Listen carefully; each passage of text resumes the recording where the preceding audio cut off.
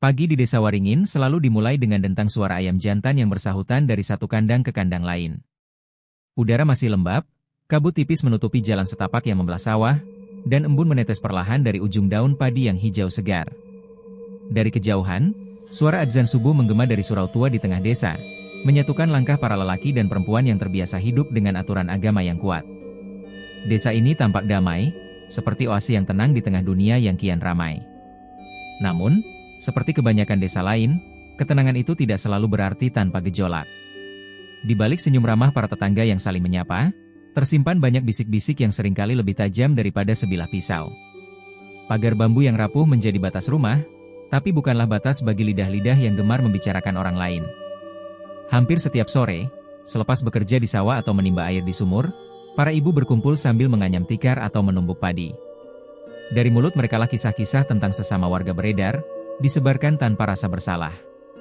Di tengah kehidupan yang penuh aturan adat itu, hiduplah seorang perempuan muda bernama Sulastri. Usianya baru memasuki 30 tahun, namun wajahnya masih menyimpan kecantikan yang sederhana. Kulitnya kuning langsat, matanya teduh namun dalam, bibirnya tipis dengan senyum yang jarang sekali terlihat. Ia seorang janda. Suaminya, seorang petani yang rajin, meninggal 5 tahun lalu karena sakit keras yang tak kunjung sembuh. Sejak saat itu, Sulastri memilih menjalani hidup seorang diri, mengurus kebun kecil peninggalan suaminya, serta membuat jamu yang ia jual di pasar setiap pagi. Rumah Sulastri berdiri agak jauh dari keramaian desa, di ujung jalan yang menuju kebun bambu. Bangunannya sederhana, berdinding anyaman gedek dan beratap rumbia yang mulai menghitam dimakan usia.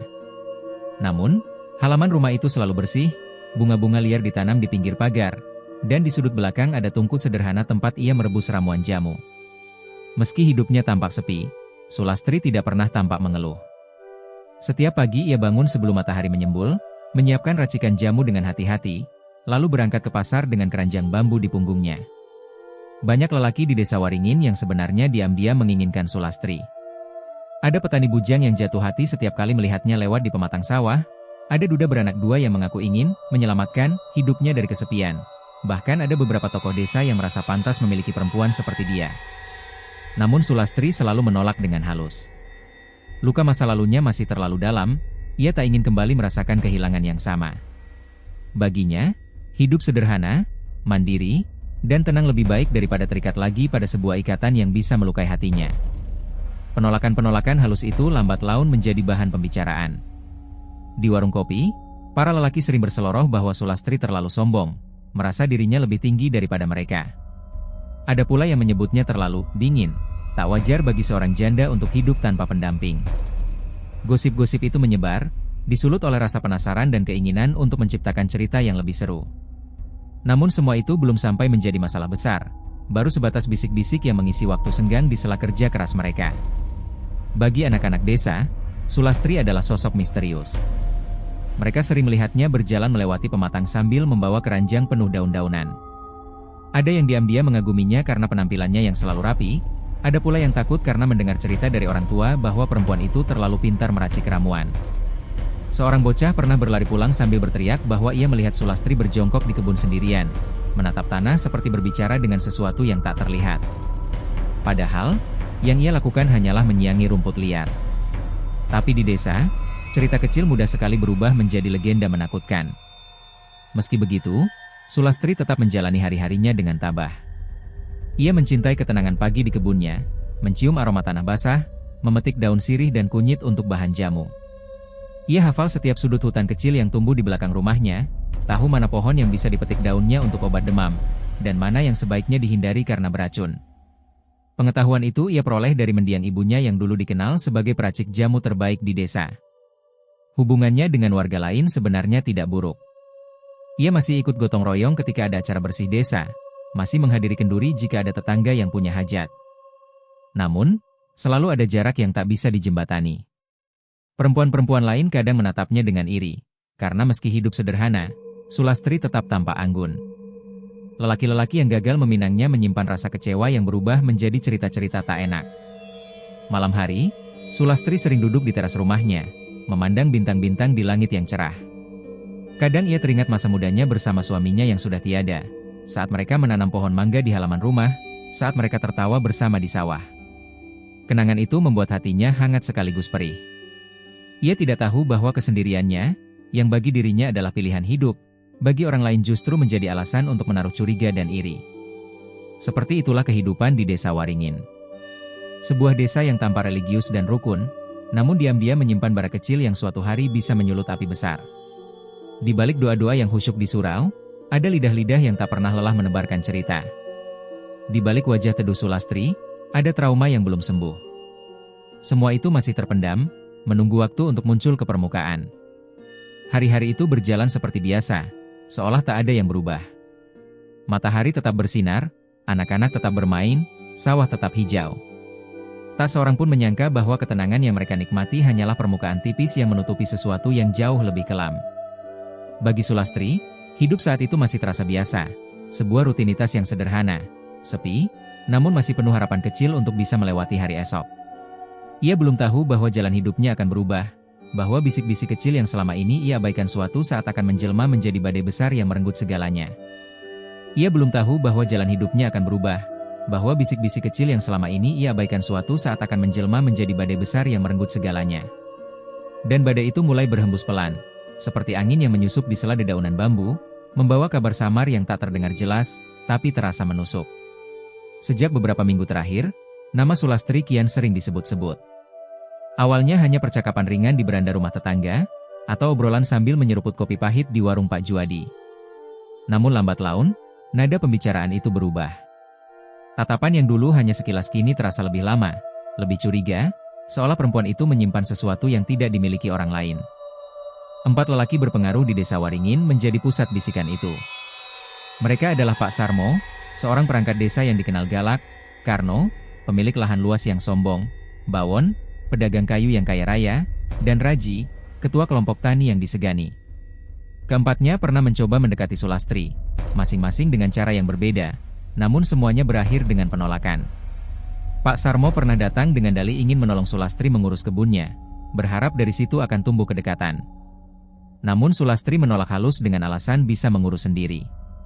Karno, dengan uangnya, pernah mengirim utusan untuk melamar, tapi Sulastri tetap menolak, mengatakan bahwa hatinya belum siap untuk menikah lagi. Bawon mencoba dengan cara lebih halus, membelikan kain batik dan menitipkannya lewat tetangga, tetapi kain itu kembali ke tangannya dalam keadaan terlipat rapi.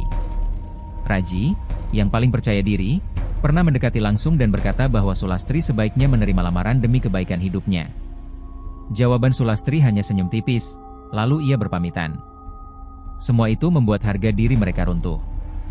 Bagi lelaki-lelaki yang terbiasa dihormati, ditolak oleh seorang janda dianggap penghinaan. Mereka tidak hanya merasa kecewa, tetapi juga dipermalukan di mata warga. Dan rasa malu itu perlahan berubah menjadi dendam yang membara. Namun dendam di desa jarang muncul dengan terang-terangan. Ia hadir dalam bentuk bisikan, sindiran, hingga fitnah yang tak bisa dibuktikan. Seorang janda hidup sendiri, terlalu cantik, terlalu dingin. Apa tidak aneh, begitu ucapan seorang perempuan di dekat sumur, disambut anggukan-anggukan setuju. Dia itu bukan perempuan biasa, timpal yang lain, aku pernah lihat dia berjalan di kebun malam-malam. Sendiri. Gelap begitu, apa yang dia lakukan kalau bukan memanggil makhluk halus? Cerita-cerita semacam itu cepat sekali menyebar. Anak-anak yang mendengar dari ibunya lalu menambahkan bumbu ketika menceritakan kepada teman-teman mereka. Lelaki di warung kopi tertawa sambil menambahkan kisah baru. Ada yang bilang Sulastri bisa membuat laki-laki tergila-gila hanya dengan tatapan matanya. Ada pula yang mengatakan jamu racikannya bukan sekadar obat, melainkan ramuan pengasih. Semua tanpa bukti, namun semakin diulang, semakin dianggap benar. Sulastri merasakan perubahan itu. Ketika ia berjalan ke pasar membawa keranjang bambu berisi botol jamu, beberapa mata memandangnya berbeda. Ada yang dengan tatapan iba, ada yang sinis, bahkan ada yang menatap penuh curiga. Perempuan-perempuan yang dulu suka berbincang dengannya kini mulai menjaga jarak. Hanya 1-2 yang masih berani menyapa, itu pun dengan nada hati-hati, seolah takut ikut terseret dalam gosip. Di rumah, Sulastri mencoba mengabaikan semua itu. Ia lebih memilih menenangkan diri dengan bekerja. Ia mengurus kebun, memetik daun-daunan, merebus ramuan di tungku tanah liat, dan menuliskan catatan kecil tentang resep jamu peninggalan ibunya. Namun, sekuat apapun ia berusaha menutup telinga, bisikan itu tetap sampai juga. Angin di Desa Waringin terlalu pandai membawa kabar. Pak Sarmo dan ketiga rekannya kerap berkumpul di serambi rumahnya. Dari kejauhan, orang bisa melihat asap rokok mengepul, suara tawa keras, lalu bisikan rendah yang penuh rahasia. Mereka membicarakan Sulastri dengan nada yang sama. Seorang perempuan yang menolak mereka berarti sedang merendahkan martabat mereka. Perempuan itu harus diberi pelajaran, kata Karno sambil mengepulkan asap tebal. Kalau tidak, kita yang akan jadi bahan tertawaan, timpal Raji, matanya menyipit penuh kebencian.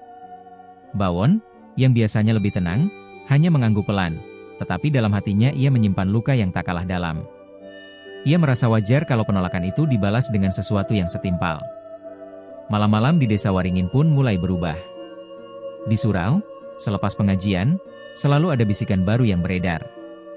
Ada yang bilang ayam tetangga mendadak mati setelah Sulastri lewat. Ada yang mengatakan bayi menangis tanpa sebab ketika rumah mereka dilewati Sulastri sepulang dari pasar. Semua kebetulan kecil disambungkan dengan namanya. Sulastri sendiri semakin jarang keluar rumah kecuali untuk berjualan. Ia lebih banyak duduk di teras, menatap hening ke arah jalan desa. Kadang ia merasa ada mata yang mengintainya dari balik pagar bambu. Anak-anak berlari sambil tertawa mengejek, memanggilnya dengan sebutan aneh yang tak pantas diucapkan. Ia menahan air mata, mencoba tetap tegak berdiri meski hatinya kian remuk.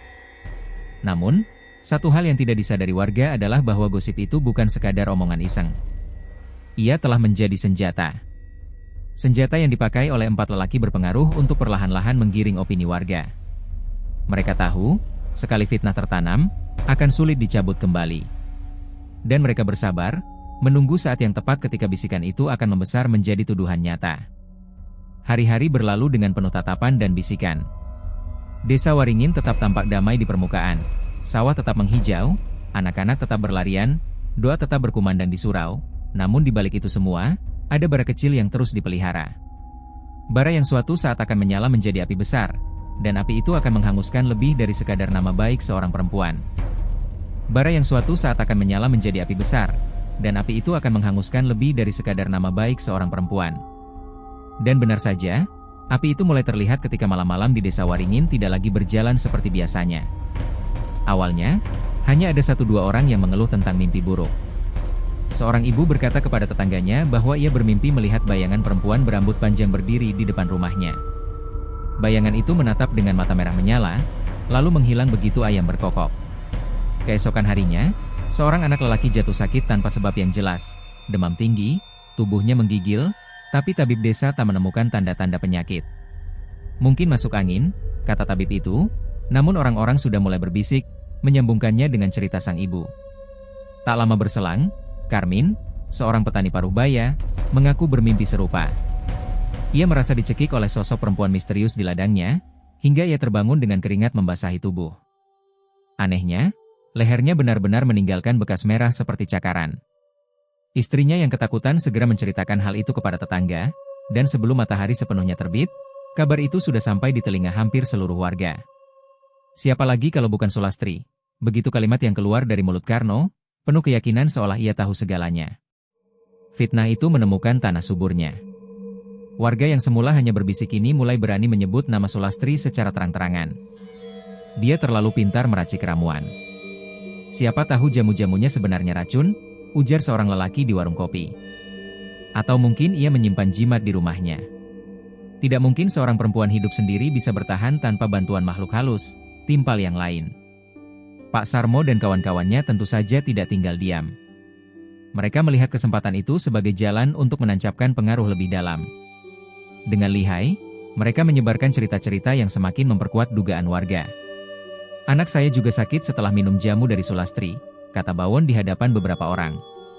Padahal, anaknya hanya demam biasa karena kehujanan. Raji menambahkan, saya pernah lihat dia berjalan di dekat kuburan waktu malam. Perempuan baik-baik mana yang berani ke kuburan seorang diri? Jelas dia punya urusan dengan setan. Kata-kata itu diulang-ulang, dari satu telinga ke telinga lain, hingga seakan-akan menjadi kebenaran. Semakin banyak orang yang percaya, semakin berani pula gosip itu dilontarkan. Sulastri, yang dulunya hanya jadi bahan gunjingan ringan, kini berubah menjadi kambing hitam untuk setiap musibah kecil yang terjadi di desa. Puncaknya terjadi ketika Pak Darto, seorang tetua desa, jatuh sakit mendadak. Lelaki itu dikenal kuat meski sudah berusia lebih dari 60 tahun. Namun malam itu, ia menjerit keras, tubuhnya kejang, dan ketika keluarga serta tetangga datang menolong, ia hanya bisa terbata-bata menyebut satu nama, Lastri. Setelah itu, tubuhnya lunglai, tak sadarkan diri. Meski akhirnya ia siuman, ucapan itu sudah cukup untuk membuat warga yakin bahwa Sulastri adalah biang keroknya. Desa Waringin berubah menjadi tempat penuh curiga. Orang-orang mulai saling mengawasi, tapi sorot mata mereka selalu kembali ke rumah kecil di ujung jalan, tempat Sulastri tinggal sendirian. Ketika ia lewat menuju pasar, mereka tak lagi sekadar berbisik, ada yang berani menunjuk-nunjuk, ada yang mengumpat, bahkan ada yang menyuruh anak-anak mereka menjauh darinya. Sulastri sendiri semakin tertekan. Ia tidak mengerti mengapa semua orang tiba-tiba berubah. Ia hanya berusaha bertahan hidup, menjual jamu, merawat kebun, dan berdoa di malam hari. Namun setiap kali ia menatap wajah tetangganya, yang ia temukan hanyalah curiga. Ia berusaha tersenyum, tapi senyum itu selalu berbalas dengan tatapan dingin atau cibiran. Di surau, para tetua desa mulai membicarakan masalah ini.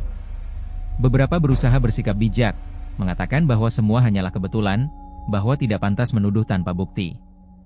Namun suara mereka tenggelam di tengah teriakan penuh keyakinan dari Pak Sarmo dan kawan-kawan. Kita tidak boleh menutup mata, kata Pak Sarmo lantang. Sudah terlalu banyak kejadian aneh. Kalau kita biarkan, siapa tahu seluruh desa akan kena bala. Ingat, arwah jahat itu lebih berbahaya daripada pencuri. Karno mendukungnya. Dengan suara keras ia berkata, apa kita mau membiarkan anak-anak kita terus ketakutan setiap malam? Apa kita rela penyakit dan kematian datang tanpa sebab? Tidak. Semua ini pasti ada sumbernya, dan sumber itu jelas di depan mata kita. Suasana rapat desa menjadi panas. Beberapa warga yang awalnya ragu akhirnya ikut mengangguk, karena rasa takut jauh lebih kuat daripada logika. Dalam waktu singkat, hampir semua orang percaya bahwa Sulastri menyimpan kesaktian gelap yang membawa petaka. Malam demi malam pun menjadi janggal. Angin bertiup lebih kencang, pohon bambu di dekat rumah Sulastri sering mengeluarkan suara berderit menyeramkan, seolah menambah bukti bahwa tempat itu memang berhantu. Anjing-anjing desa menggonggong panjang setiap kali Sulastri lewat. Bahkan burung hantu yang bertengger di atas atap rumahnya dianggap sebagai pertanda buruk. Tak ada yang tahu, semua itu hanyalah permainan alam, kebetulan kecil yang ditafsirkan secara berlebihan. Namun di desa yang tradisional dan penuh tahayul, kebetulan tidak pernah dianggap sekadar kebetulan. Selalu ada makna tersembunyi, selalu ada kambing hitam yang harus dipersalahkan. Dan kali ini, Sulastri menjadi orang yang paling mudah untuk ditunjuk. Ia hanya bisa berdoa setiap malam, memohon agar hatinya tetap kuat. Namun doa itu tenggelam di tengah bisikan warga yang semakin nyaring. Fitnah sudah terlalu dalam tertanam, dan tak ada lagi jalan untuk kembali. Malam-malam yang janggal itu hanyalah permulaan dari sesuatu yang lebih kelam, sesuatu yang akan mengubah wajah desa Waringin untuk selamanya. Malam-malam yang janggal itu hanyalah permulaan dari sesuatu yang lebih kelam, sesuatu yang akan mengubah wajah desa Waringin untuk selamanya. Dan perlahan, perubahan itu mulai merayap ke kehidupan sehari-hari Sulastri, membuatnya merasa asing di tanah tempat ia dilahirkan. Pagi itu, seperti biasa, ia menyiapkan jamu buatannya. Botol-botol kaca kecil sudah ia cuci bersih, lalu diisi dengan ramuan kuning kunyit asam, beras kencur, dan temulawak. Aroma hangat dari rebusan jamu memenuhi dapur kecilnya, bercampur dengan asap tipis dari tungku kayu bakar. Dengan hati-hati, ia susun botol-botol itu ke dalam keranjang bambu, mengikatnya dengan kain agar tidak tumpah saat ia bawa ke pasar. Sulastri menghela napas panjang, berusaha menenangkan dirinya. Hari ini pasti akan lebih baik, bisiknya pada diri sendiri. Namun begitu ia melangkah ke jalan desa, kenyataan langsung menamparnya. Perempuan-perempuan yang biasanya membeli jamunya sudah berdiri di pasar, tapi ketika Sulastri datang, mereka pura-pura sibuk memilih dagangan lain. Ada yang bahkan langsung beranjak pergi, seakan takut berada terlalu dekat dengannya. Jamu-jamu yang biasanya habis sebelum siang, kini tersisa hampir penuh ketika ia pulang. Seorang ibu muda yang dulu pelanggan setianya bahkan terang-terangan berkata, "Maaf, Lastri, suamiku melarang aku membeli jamu darimu lagi. Katanya takut anak-anak jadi sakit." Kalimat itu diucapkan dengan raut muka bersalah, namun tetap saja menusuk hati Sulastri dalam-dalam. Di jalan pulang, ia merasakan tatapan tajam dari para tetangga. Anak-anak kecil yang bermain gundu di pinggir jalan menoleh ke arahnya, lalu tertawa-tawa sambil menirukan suara-suara aneh. "Hi, dukun! Dukun!"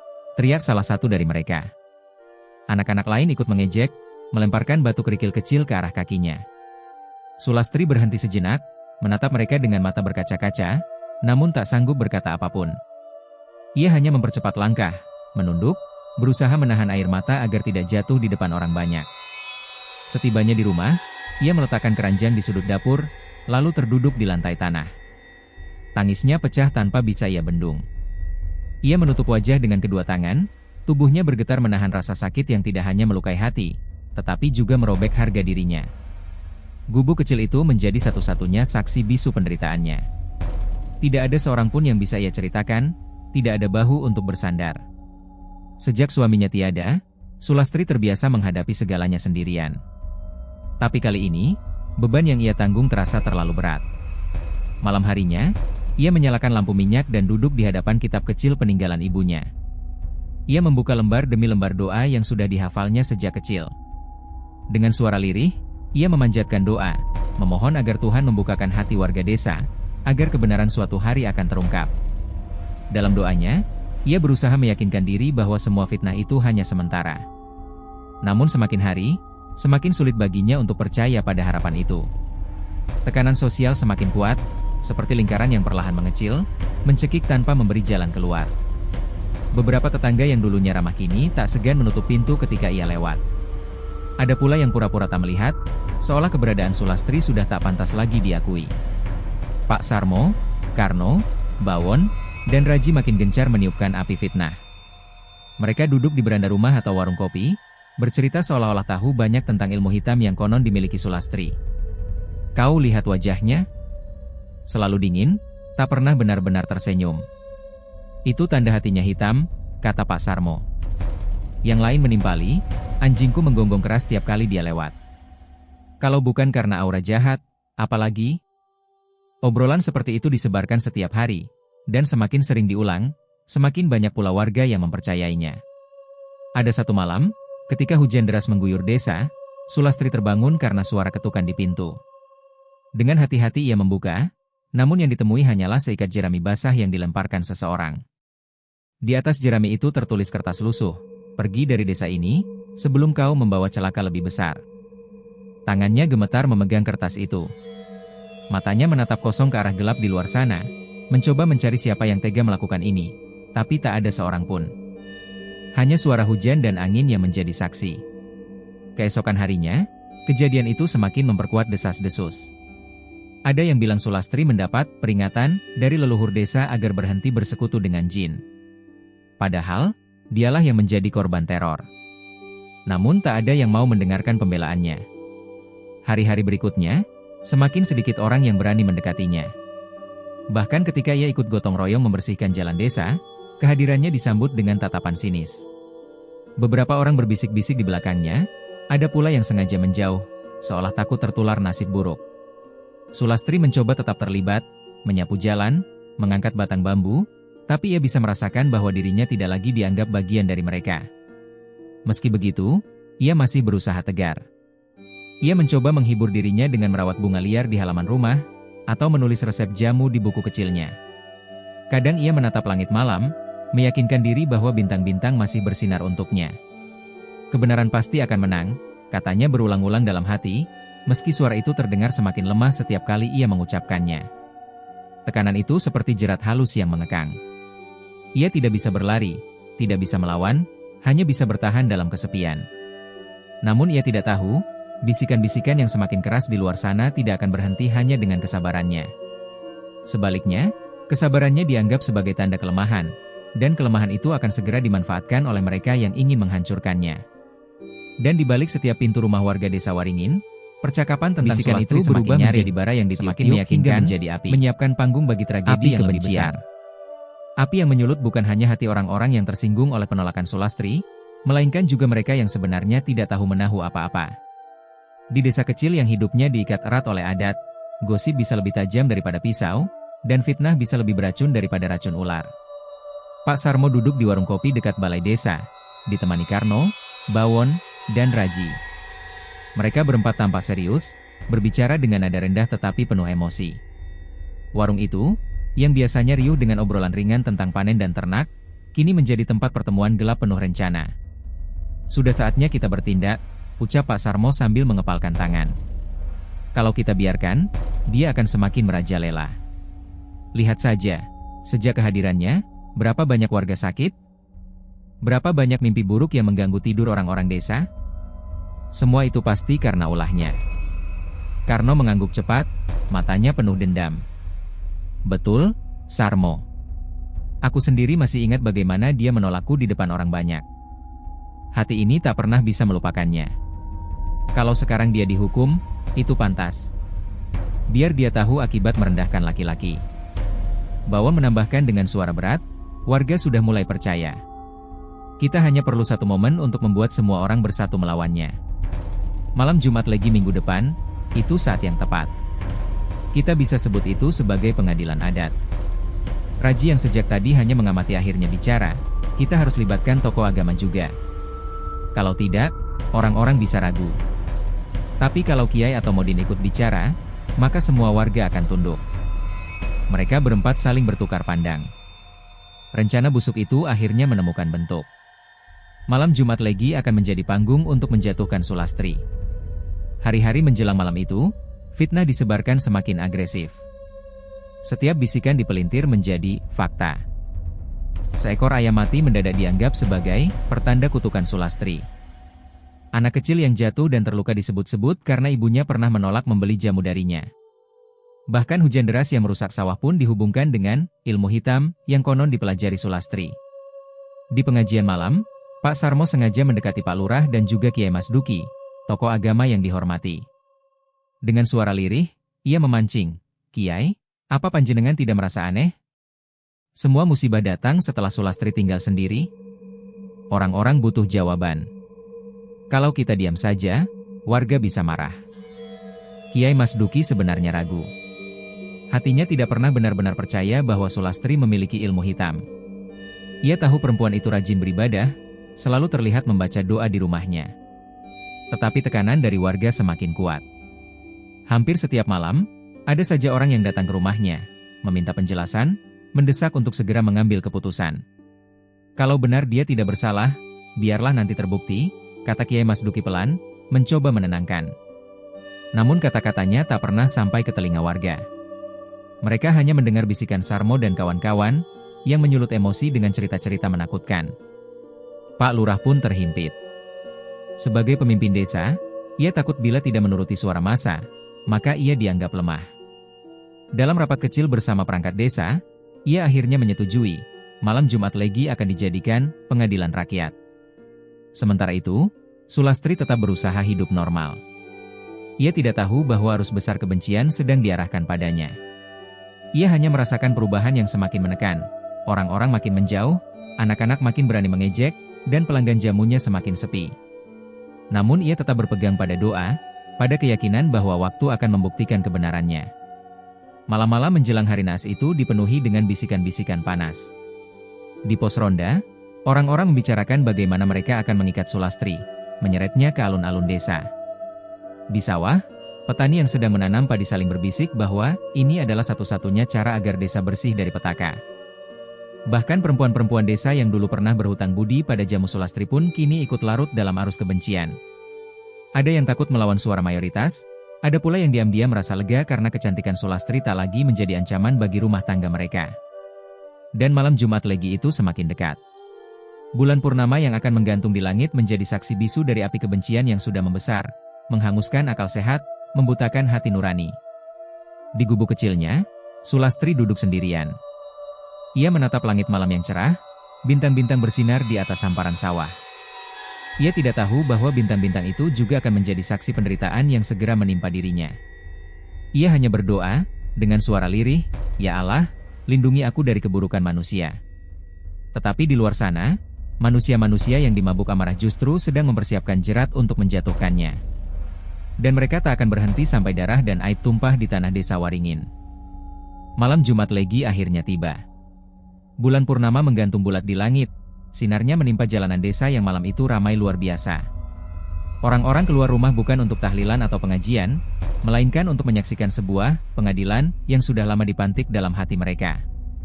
Namun, sebenarnya itu bukanlah pengadilan. Itu adalah panggung penghinaan. Pak Sarmo, Karno, Bawon, dan Raji berdiri paling depan. Wajah mereka penuh kepuasan licik. Di belakangnya, para lelaki desa membawa obor, menyalakan jalan dengan cahaya berkelap-kelip yang membuat suasana semakin mencekam. Anak-anak kecil yang biasanya sudah tidur, justru digendong orang tuanya, seakan malam itu adalah tontonan yang tidak boleh dilewatkan. Ketika rombongan sampai di rumah Sulastri, suara teriakan pecah. "Keluar kau, Lastri! Tunjukkan dirimu!" Seorang lelaki menendang pintu kayu yang rapuh hingga terayun keras. Sulastri yang sedang membaca doa terlonjak kaget, wajahnya pucat. "Ada apa ini?" tanyanya terbata-bata, berdiri dengan tubuh gemetar. Tanpa jawaban, dua orang lelaki menyeret lengannya. Ia berusaha meronta, memohon, "Lepaskan aku. Aku tidak salah apa-apa." Namun teriakannya justru ditenggelamkan sorakan warga. Tubuh mungilnya tak berdaya melawan tangan-tangan kasar yang menariknya keluar. Di halaman rumahnya, ia dihadapkan pada kerumunan orang. Wajah-wajah tetangga yang selama ini ia kenal berubah jadi asing, dingin, bahkan kejam. "Itu dia, dukun itu!" teriak seseorang. Batu kecil dilemparkan, mengenai lengannya. Disusul segenggam lumpur yang menghantam wajahnya. Sulastri tersengal, air mata bercampur tanah di pipinya. Arakan pun dimulai. Tubuh Sulastri yang masih berusaha menutupi wajahnya ditarik ke jalanan. Obor-obor menyala, bayangan orang-orang bergetar di dinding rumah. "Hidupkan pengadilan! Hukum penyihir!" seru massa. Anak-anak berlari di sampingnya sambil mengejek, perempuan-perempuan berbisik sinis, sementara para lelaki bersorak puas. Setiap langkah terasa bagai tusukan. Di pasar desa, tempat Sulastri biasanya menjajakan jamu, ia kembali dihujani ejekan. Seorang pemuda mendorongnya hingga jatuh tersungkur di tanah becek. Bajunya yang sederhana berlumur lumpur. Saat ia mencoba bangkit, tawa keras meledak dari kerumunan. "Hahaha, lihatlah, dukun pun bisa dipermalukan." Penderitaan itu tak berhenti di situ. Di alun-alun, tempat masa akhirnya berkumpul, tubuh Sulastri dipaksa berdiri di tengah lingkaran. Pak Sarmo maju ke depan, suaranya lantang, "Warga desa Waringin. Malam ini kita buktikan bahwa perempuan ini telah membawa petaka. Dia harus diadili di depan kita semua." Sorak-sorai membahana, meski tanpa bukti, tanpa kesempatan membela diri. Sulastri mencoba bicara, suaranya pecah, "Aku tidak bersalah. Demi Allah, aku tidak pernah berbuat jahat pada siapapun." Tapi ucapannya ditenggelamkan teriakan. Batu kembali melayang, mengenai keningnya hingga darah menetes di pelipis. Ia terhuyung, namun tidak ada tangan yang menolong. Lalu terjadi puncak kebiadaban. Seorang pemuda, mungkin dipengaruhi sorakan massa, nekat merobek kain jariknya. Sulastri menjerit, mencoba menutup tubuhnya, namun tangan-tangan lain ikut meraih, menarik, hingga pakaiannya tercabik. Tubuhnya terekspos di hadapan orang-orang yang dulu hidup bersama dalam satu kampung. Rasa malu menusuk lebih dalam daripada luka fisik. Ia menunduk, menangis terisak. Tetapi mereka tidak berhenti. "Biar dia menari. Suruh dia menari di hadapan kita," teriak Karno dengan suara lantang. Sorak warga semakin keras, mengiringi pemaksaan itu. Dengan tubuh penuh luka, mata bengkak, kain tercabik-cabik, Sulastri dipaksa bergerak. Kakinya lemas, tubuhnya gemetar, namun paksaan dan ejekan membuatnya terhuyung-huyung, seperti boneka rusak yang digerakkan. Anak-anak kecil yang menonton justru tertawa, tidak memahami kebiadaban yang sedang terjadi. Perempuan-perempuan lain menatap dengan dingin, sebagian pura-pura iba, sebagian justru puas. Waktu seolah berhenti di malam itu. Bulan purnama menyinari tubuh seorang perempuan yang dihina tanpa ampun, dijadikan tontonan, dipaksa menari di atas penderitaannya sendiri. Rasa malu, sakit, dan ketidakadilan menumpuk menjadi bara dalam hatinya. Dan di sela jeritan, tangis, dan sorakan, Sulastri berbisik pada dirinya sendiri, atau mungkin pada langit yang seakan bungkam, "Jika manusia tak memberi keadilan, biarlah alam dan roh-roh leluhur yang menuntut balas." Setelah malam penuh aib itu, desa Waringin kembali tenang di permukaan. Obor-obor padam, warga pulang ke rumah masing-masing, meninggalkan jejak lumpur dan darah di alun-alun. Namun bagi Sulastri, tenang hanyalah kata kosong. Tubuhnya lunglai, jiwanya koyak. Ia berjalan tertatih menuju rumah kecilnya, menutup pintu rapuh itu, lalu jatuh terduduk di sudut kamar. Tangisnya tak bersuara, hanya isakan tertahan yang keluar dari dada. Wajahnya bengkak, tubuhnya penuh memar. Malam itu ia duduk lama tanpa bergerak, memandangi lampu minyak yang redup. Setiap bayangan di dinding seolah mengingatkannya pada sorakan dan tawa hinaan yang baru saja ia lalui. Hari-hari setelahnya, Sulastri mengurung diri. Ia tidak lagi keluar menjajakan jamu, tidak datang ke sawah, tidak pula terlihat di jalan desa. Dari balik jendela, beberapa anak mengintip, berbisik-bisik sambil menunjuk rumahnya. Itu rumah dukun, kata mereka. Orang dewasa pun hanya melirik dari jauh, enggan bertegur sapa. Sulastri menjadi sosok asing di desa yang dulu pernah memeluknya sebagai bagian. Di dalam kesunyiannya, ia menulis sesuatu di selembar kertas usang. Tulisan tangannya bergetar, tinta hitam berlepotan di permukaan kertas. Itu bukan sumpah serapah, bukan pula kutukan, melainkan doa terakhir. Ya Allah, hanya Engkau yang tahu kebenaranku. Jika aku harus pergi, terimalah aku dalam ampun MU. Biarlah alam yang menjadi saksi, biarlah kebenaran kelak terungkap tanpa aku harus berkata lagi. Setelah menulis, ia melipat kertas itu dan menyelipkannya di bawah tikar, tempat ia biasa duduk membaca doa. Air matanya menetes membasahi sudut kertas, meninggalkan noda kusam yang kelak akan menjadi saksi kepedihannya. Malam berikutnya, ketika bulan sabit menggantung redup di langit, Sulastri melangkah keluar rumah. Ia mengenakan kain lusuh, rambutnya dibiarkan terurai menutupi wajah. Kakinya telanjang, menapaki tanah basah bekas hujan sore tadi. Tidak ada yang melihat kepergiannya. Warga sudah tidur, sementara yang berjaga di pos ronda terlalu sibuk bermain dadu. Langkahnya menuju pohon beringin besar yang berdiri tak jauh dari makam desa. Pohon itu tua, akar-akarnya menjuntai, batangnya begitu besar hingga butuh 5 orang dewasa untuk merangkulnya. Di sana, udara dingin menusuk tulang, namun Sulastri tidak gentar. Ia menatap pohon itu lama, seakan sedang berbicara dengan sesuatu yang tak kasat mata. Disinilah aku akhiri semuanya, bisiknya pelan, suara nyaris tertelan angin malam.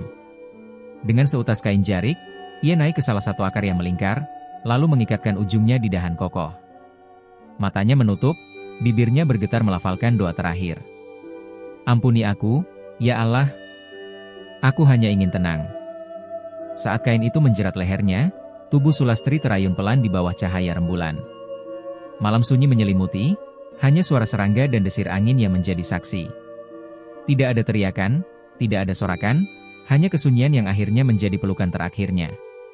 Keesokan paginya, seorang pencari rumput menemukan jasadnya. Lelaki itu terlonjak, keranjangnya terjatuh, mulutnya berteriak panik. Dalam waktu singkat, kabar itu menyebar ke seluruh desa. Warga berbondong-bondong mendatangi pohon beringin, namun bukannya segera menolong, mereka hanya berdiri di kejauhan, berbisik-bisik dengan wajah ketakutan. Itu hukuman dari Tuhan, kata salah seorang perempuan dengan suara bergetar. Pantas saja, akhirnya dia tidak kuat menahan kutukan sendiri, sahut yang lain. Tak seorang pun berani mendekat. Mereka takut tubuh Sulastri membawa sial, takut disentuh roh jahat yang mereka yakini bersarang dalam dirinya. Para lelaki yang selama ini menghasut, yakni Sarmo, Karno, Bawon, dan Raji, hanya berdiri sambil tersenyum samar, membiarkan jasad itu tergantung tanpa belas kasih. Hari berlalu, namun jasad Sulastri tetap tergeletak di sana. Ada yang menyarankan dikuburkan, tapi suara itu tenggelam oleh ketakutan kolektif.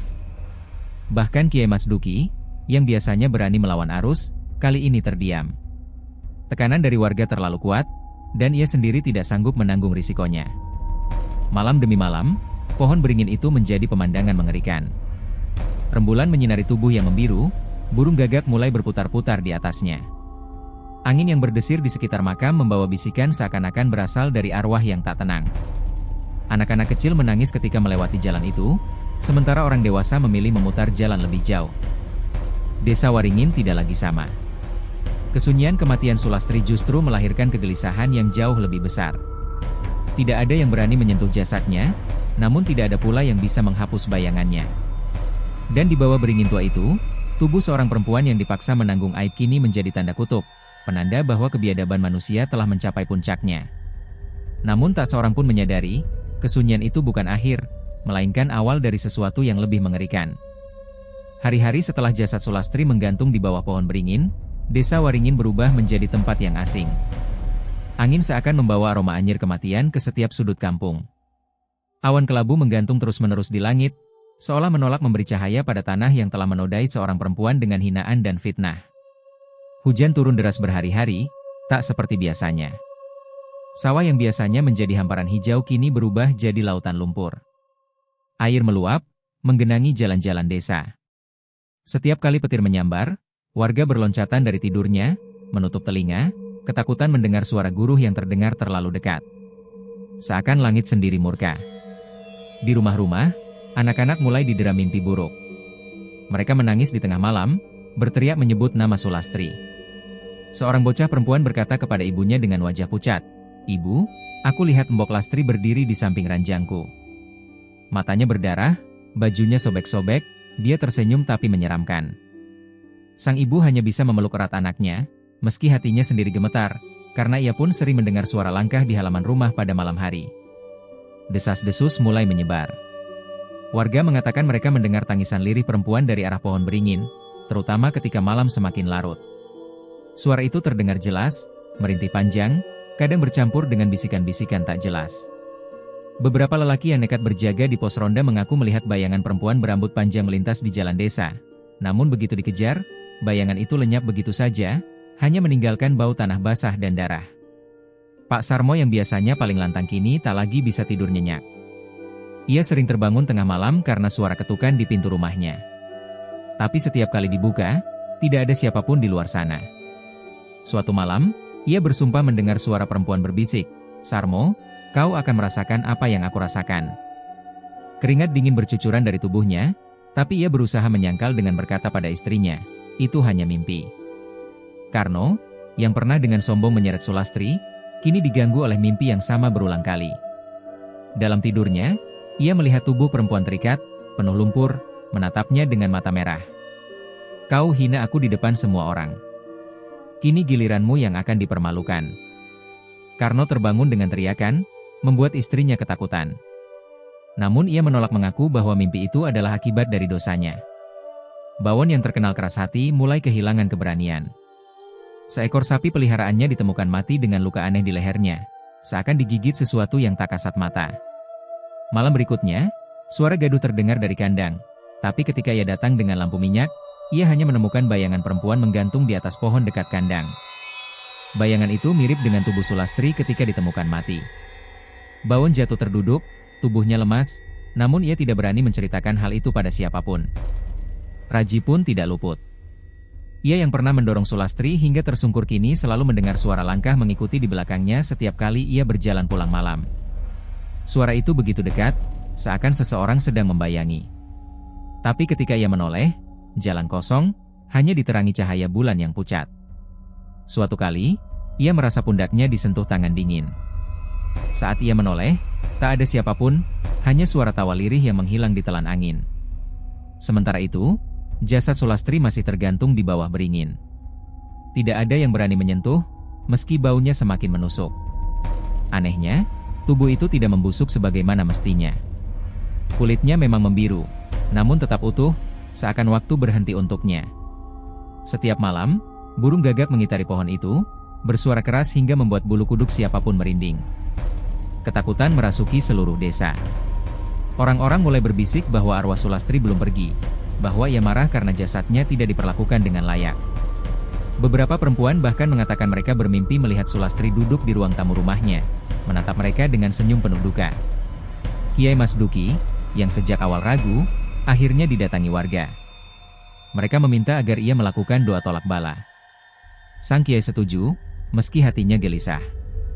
Di alun-alun, ia memimpin doa bersama, tapi angin bertiup kencang, obor yang menyala padam satu persatu, hingga doa terputus di tengah jalan.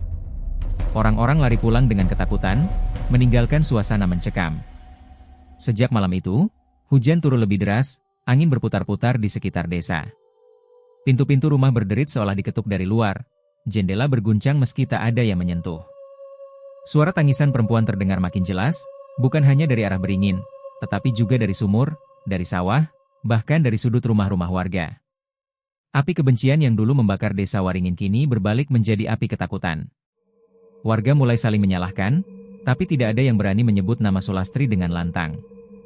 Mereka tahu, arwahnya sedang berkeliling, mencari mereka yang telah menghinanya. Dan malam demi malam, tanda-tanda balas dendam semakin nyata. Desa yang dulu ramai kini dibungkus ketakutan. Setiap langkah warga diiringi bisikan, setiap tidur disergap mimpi buruk. Semua orang mulai sadar, mereka bukan hanya membunuh tubuh seorang perempuan, tapi juga membangunkan arwah yang tidak akan tenang sampai keadilan ditegakkan. Desa Waringin semakin dicekam ketakutan. Tidak ada lagi tawa di warung kopi, tidak ada lagi candaan anak-anak di pematang sawah. Suasana seperti berhenti hidup. Semua orang berjalan dengan wajah muram, seolah bayang-bayang maut mengintai di setiap langkah. Hujan masih turun tak kenal waktu, tanah menjadi becek dan licin, dan kabut sering turun menjelang sore, membuat jalan-jalan desa bagai lorong putih yang menelan siapa saja yang melangkah sendirian. Di tengah kegelisahan itu, kabar pertama datang dari rumah Pak Sarmo. Lelaki yang dulu paling lantang menuduh Sulastri itu tiba-tiba jatuh sakit.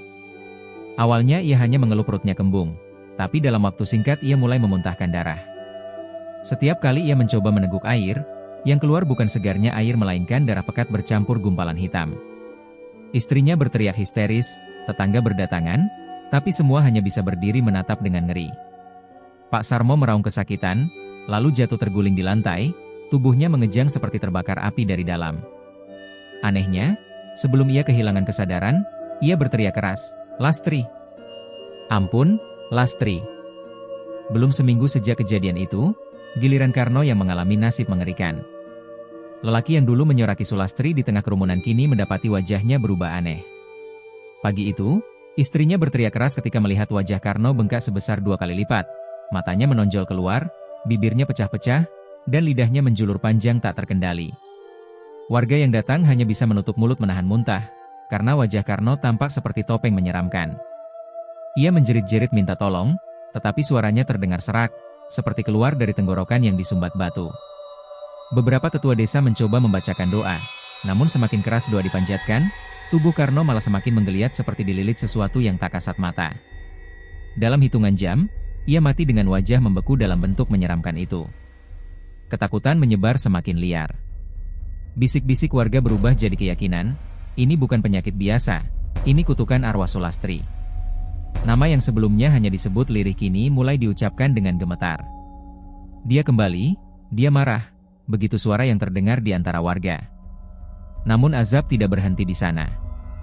Suatu malam, terdengar teriakan keras dari rumah Bawon. Orang-orang berlari menuju sana dengan membawa obor. Di dalam rumah, mereka menemukan Bawon tergeletak kaku di lantai. Tubuhnya dingin, matanya melotot, dan lidahnya terjulur panjang keluar mulut. Tidak ada luka di tubuhnya, namun dari lubang hidungnya mengalir darah segar. Istrinya menangis meraung-raung, sementara warga hanya bisa terpaku. Tak ada yang berani menyentuh jenazah itu terlalu lama, seolah takut kutukan ikut menular. Raji, lelaki terakhir yang juga pernah menyeret Sulastri, mengalami penderitaan berbeda. Beberapa hari setelah kematian Bawon, ia mulai dihantui mimpi buruk setiap malam. Dalam mimpinya, ia melihat Sulastri duduk di bawah pohon beringin, menatapnya dengan mata merah darah, memanggil-manggil namanya. Ia terbangun dengan tubuh penuh keringat, namun setiap kali mencoba tidur, mimpi itu kembali menghantamnya. Pada malam keempat, istrinya mendapati Raji berjalan sendiri keluar rumah dengan mata kosong. Ia mengikuti diam-diam, dan betapa terkejutnya ketika melihat suaminya berjalan menuju pohon beringin tempat jasad Sulastri dulu ditemukan. Di sana, Raji berdiri lama, lalu tiba-tiba tubuhnya bergetar hebat, mulutnya berkomat-kamit menyebut nama Sulastri. Ia kemudian roboh, kepalanya menghantam akar pohon, dan ketika warga datang menolong, ia sudah tak bernyawa. 4 lelaki itu kini semuanya sudah mati dengan cara mengerikan, meninggalkan luka ketakutan yang dalam di hati warga desa. Tidak ada yang berani menyangka lagi, ini bukan kebetulan. Mereka percaya Sulastri telah menuntut balas. Di setiap kematian itu, desa semakin membisu. Tidak ada upacara besar, tidak ada tahlilan meriah, hanya bisikan doa ketakutan. Para tetua desa sendiri tidak berani menafsirkan lebih jauh, seakan lidah mereka keluh untuk mengakui bahwa mereka pun ikut bersalah. Sejak itu, warga mulai menjauh dari pohon beringin. Tidak ada yang berani melintas sendirian di dekatnya. Malam-malam tetap penuh suara tangisan samar, kadang bercampur dengan tawa lirih yang membuat bulu kuduk berdiri. Desa Waringin akhirnya sadar, mereka tidak hanya menyaksikan tragedi seorang perempuan yang difitnah dan dihina, tapi juga murka arwah yang bangkit menuntut keadilan. Azab bagi para pelaku telah menjadi tanda bahwa dosa tidak bisa ditutupi oleh fitnah, dan kezaliman selalu punya harga yang harus dibayar. Azab bagi para pelaku telah menjadi tanda bahwa dosa tidak bisa ditutupi oleh fitnah, dan kezaliman selalu punya harga yang harus dibayar. Namun yang lebih mengerikan, bukan hanya para lelaki itu yang merasakan akibatnya. Seluruh desa Waringin kini terjerat dalam jaring ketakutan yang tiada ujungnya. Malam-malam di desa menjadi sunyi mencekam. Jika sebelumnya suara jangkrik dan kodok bersahut-sahutan di sawah, kini hanya ada keheningan yang seolah menindih dada. Angin berhembus pelan, namun selalu membawa suara samar-samar tangisan perempuan. Warga desa saling berbisik bahwa itu adalah suara arwah Sulastri yang belum tenang, masih merintih menuntut keadilan. Anak-anak kecil sering terbangun di tengah malam, menjerit histeris setelah bermimpi melihat sosok perempuan berambut panjang dengan mata berlumuran darah yang duduk di pinggir ranjang mereka. Tak hanya anak-anak, para perempuan pun ikut merasakan mimpi buruk serupa. Beberapa mengaku bermimpi dipaksa menari telanjang di tengah lapangan desa dengan tawa warga yang menggema, sama seperti yang dialami Sulastri. Mereka bangun dengan tubuh gemetar, keringat membasahi wajah, dan perasaan malu yang tak mereka pahami. Seolah arwah Sulastri sedang membagikan rasa sakitnya kepada semua wanita, agar mereka mengerti perih yang ia alami sebelum mati. Kaum lelaki pun hidup dalam ketakutan. Mereka enggan keluar rumah setelah matahari terbenam. Jalanan desa yang biasanya ramai dengan obrolan di gardu ronda atau suara anak muda bercanda kini kosong. Obor di tepi jalan jarang dinyalakan karena tak ada yang berani berjalan di sana. Para lelaki hanya berkumpul di dalam rumah, duduk gelisah di dekat tungku sambil berdoa agar malam cepat berlalu. Bahkan untuk sekadar pergi ke sumur pun mereka lebih memilih menunggu pagi. Suasana desa berubah drastis. Pasar desa yang biasanya ramai kini sepi. Pedagang enggan membuka lapaknya karena tak ada pembeli yang mau keluar rumah terlalu lama. Orang-orang hanya keluar seperlunya lalu cepat-cepat pulang, seolah takut berlama-lama di luar. Bahkan salam dan sapa yang dulu akrab kini menghilang. Warga saling menghindari tatapan, takut dicurigai, takut dianggap ikut menutupi dosa masa lalu. Ketegangan itu perlahan berubah menjadi saling tuduh. Ada yang menyalahkan para tetua desa karena membiarkan fitnah terhadap Sulastri berkembang. Ada pula yang menuding para ibu yang dulu ikut menyoraki dan melempari tubuh Sulastri saat diarak. Beberapa yang lebih nekat bahkan menyalahkan satu sama lain secara terbuka, menuduh bahwa merekalah yang pertama kali menyebarkan gosip buruk tentang janda itu. Perselisihan kecil meletup di setiap sudut desa. Suatu malam, di balai desa, para tetua mencoba mengadakan pertemuan darurat. Mereka berusaha mencari solusi, berharap ada cara untuk menghentikan gangguan arwah Sulastri. Namun pertemuan itu tidak berakhir damai. Justru perdebatan sengit pecah. Ada yang bersikeras bahwa semua ini hanya bisa diselesaikan dengan ritual besar-besaran, mengundang dukun sakti dari desa lain. Tapi ada pula yang menolak, khawatir justru memperburuk keadaan. Beberapa lagi menegaskan bahwa yang dibutuhkan bukan ritual, melainkan taubat bersama, karena mereka semua turut bersalah membiarkan fitnah menghancurkan hidup seorang perempuan. Suasana di balai desa itu panas, nyaris ricuh. Tiba-tiba, lampu-lampu petromas yang digunakan sebagai penerangan bergetar hebat, lalu padam seketika. Kegelapan menyelimuti ruangan, hanya suara napas ketakutan terdengar. Di tengah gelap itu, terdengar jelas suara tangisan seorang perempuan, begitu dekat, seolah berada di antara mereka. Tangisan itu lirih, namun menusuk, membuat bulu kuduk berdiri. Para tetua berhamburan keluar, sebagian jatuh terguling karena panik. Pertemuan bubar tanpa keputusan. Sejak malam itu, tak ada lagi pertemuan desa. Warga benar-benar kehilangan arah. Mereka hidup dalam bayang-bayang dosa, saling menyalahkan, namun tak ada yang benar-benar berani menghadapi kenyataan bahwa mereka semua pernah ikut menutup mata terhadap penderitaan Sulastri. Hari-hari berikutnya, ketakutan semakin dalam. Ada keluarga yang memilih mengungsi ke desa tetangga, meninggalkan rumah dan sawah mereka begitu saja. Ada pula yang tiba-tiba jatuh sakit tanpa sebab, tubuhnya kurus kering seakan disedot energi. Warga berbisik bahwa itu adalah hukuman dari arwah Sulastri kepada mereka yang dulu paling keras berteriak meminta Sulastri diarak. Namun tidak semua orang mendapat penderitaan yang sama. Beberapa keluarga yang dulu mencoba menolong Sulastri, meski hanya dengan tatapan iba atau doa diam-diam, tampak lebih tenang meski tetap dihantui ketakutan. Hal ini menimbulkan kecemburuan dan fitnah baru, semakin memecah belah desa. Orang-orang mulai menuduh satu sama lain sebagai sasaran berikutnya, atau penyebab utama azab yang menimpa mereka. Desa Waringin kini bukan lagi desa yang rukun dan religius seperti dulu. Ia berubah menjadi tempat yang hampa, dihantui rasa bersalah, dipenuhi kecurigaan, dan dikepung teror gaib yang tak terlihat.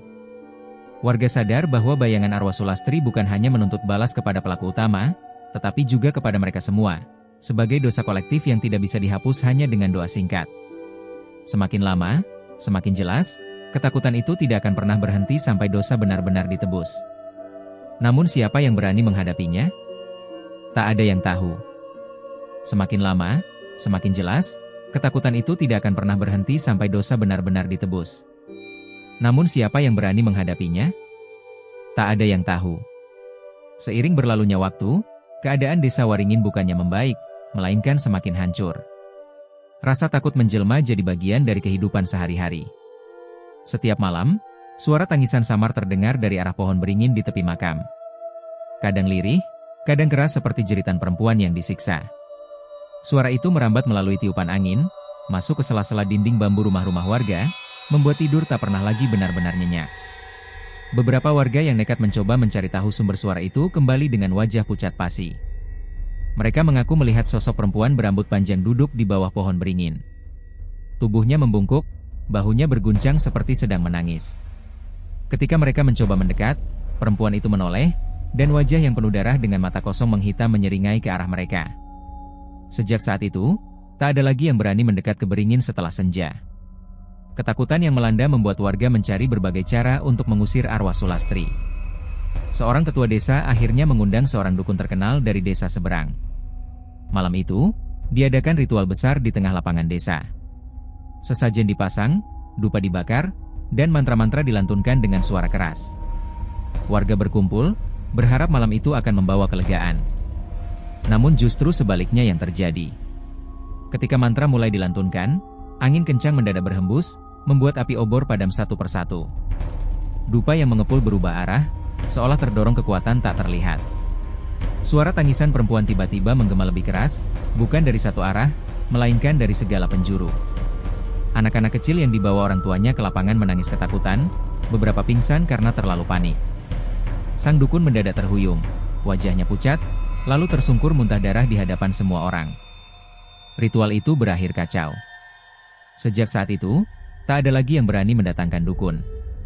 Warga kemudian mencoba jalan lain, memanjatkan doa bersama di masjid desa. Mereka berkumpul, membaca doa semalam suntuk. Namun doa-doa itu seolah tak pernah sampai. Di tengah lantunan ayat suci, terdengar suara perempuan tertawa panjang dari arah luar masjid. Suara itu begitu dekat, seakan berdiri di ambang pintu, menertawakan mereka yang berdoa. Jantung semua orang berdegup kencang, beberapa langsung berlari pulang, meninggalkan masjid yang biasanya menjadi pusat ketenangan. Hari demi hari, desa semakin sepi. Banyak keluarga memilih pergi, meninggalkan rumah dan sawah. Mereka lebih rela kehilangan tanah warisan ketimbang hidup dalam teror yang tiada henti. Rumah-rumah kosong mulai berderet di sepanjang jalan desa. Pintu-pintu yang dulu terbuka kini tertutup rapat, ket dinding mulai terkelupas, halaman ditumbuhi rumput liar. Desa Waringin perlahan berubah menjadi desa mati. Namun tidak semua bisa pergi. Sebagian warga yang terlalu miskin atau terlalu tua tetap bertahan. Mereka hidup dengan rasa pasrah, mengurung diri di rumah, jarang berbicara dengan tetangga, dan hanya menunggu waktu. Sulastri, yang dulu dikucilkan, kini menjelma jadi bayang-bayang yang tak bisa mereka enyahkan. Di malam-malam tertentu, beberapa orang bersaksi melihat iring-iringan arak-arakan samar melintas di jalan desa. Di barisan depan, tampak sosok perempuan dengan kain compang-camping, tubuhnya berlumuran lumpur, ditertawakan bayangan-bayangan hitam di sekelilingnya. Mereka menjerit, melempari, menelanjangi, persis seperti yang pernah dilakukan warga kepada Sulastri. Pemandangan itu begitu nyata, namun ketika didekati, arak-arakan itu lenyap ditelan kabut. Rasa bersalah mulai memakan hati para warga. Mereka sadar bahwa apa yang menimpa desa bukan semata-mata karena kesalahan 4 lelaki yang mati mengenaskan, melainkan dosa kolektif seluruh desa. Mereka semua pernah berdiam diri, sebagian ikut menyoraki, sebagian lainnya berpura-pura tidak tahu, padahal dalam diam mereka menambah luka bagi seorang perempuan yang sudah menderita. Tetapi penyesalan itu datang terlambat. Tak ada cara untuk membalikan waktu. Mereka boleh saja berdoa, menangis, atau menyesali perbuatan, namun arwah Sulastri tetap ada, tetap menuntut balas. Tangisannya masih terdengar, tawanya masih menghantui, dan setiap malam Desa Waringin tetap diliputi kegelapan yang tak bisa diusir oleh cahaya obor. Hingga bertahun-tahun kemudian, kisah Sulastri masih terus menjadi bisikan di desa-desa sekitar. Orang-orang menyebut Desa Waringin sebagai tempat terkutuk, desa yang menanggung dosa kolektifnya sendiri. Tak ada peziarah yang berani mendekat ke pohon beringin itu. Bahkan burung pun jarang hinggap di cabang-cabangnya. Arwah Sulastri tetap bergentayangan, tak pernah tenang. Ia menjadi peringatan abadi bahwa penghinaan, fitnah, dan kebiadaban yang dilakukan bersama-sama tidak akan pernah berakhir damai.